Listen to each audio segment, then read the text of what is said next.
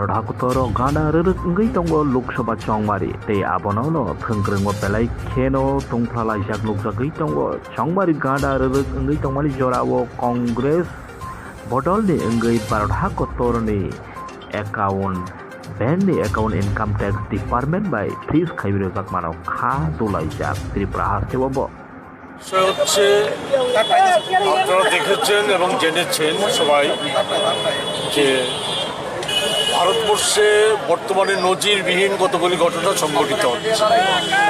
এক হচ্ছে যে সুপ্রিম কোর্ট সম্প্রতি একটা রায় দিয়েছে, যাকে বলা হয়েছিল, মোদিজি বড়াই করে বলেছিল যে ভারতবর্ষে নূতন যুগের সূচনা হয়েছে নির্বাচনী বন্ড চালু করার মধ্য দিয়ে। এতে সমস্ত ধরনের দুর্নীতি নাকি নির্মূল করা হবে, অর্থনৈতিক দুর্নীতি যে রাজনৈতিক দলগুলির সাথে নাম যুক্ত হয়ে যায় সেই সমস্ত কিছু দূর করা হবে, এই ঘোষণা মোদিজি দিয়েছে। অথচ তখনই কংগ্রেস সহ ভারতবর্ষের অধিকাংশ বিরোধী দল পরিষ্কারভাবে বলেছিল যে এতে ভারতবর্ষের দুর্নীতি, রাজনৈতিক দুর্নীতিপনা অনেক বেড়ে যাবে।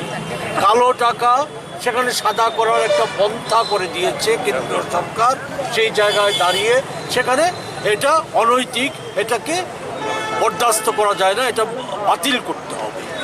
কিন্তু কেন্দ্রীয় সরকার কর্ণপাত করেনি। তারপর বাধ্য হয়ে কংগ্রেস সহ আরও কয়েকটা রাজনৈতিক দল তারা সুপ্রিম কোর্টে মামলা দায়ের করে। সুপ্রিম কোর্ট পরিষ্কার বলে দে এটা বাতিলযোগ্য, এটা অসংবিধানিক।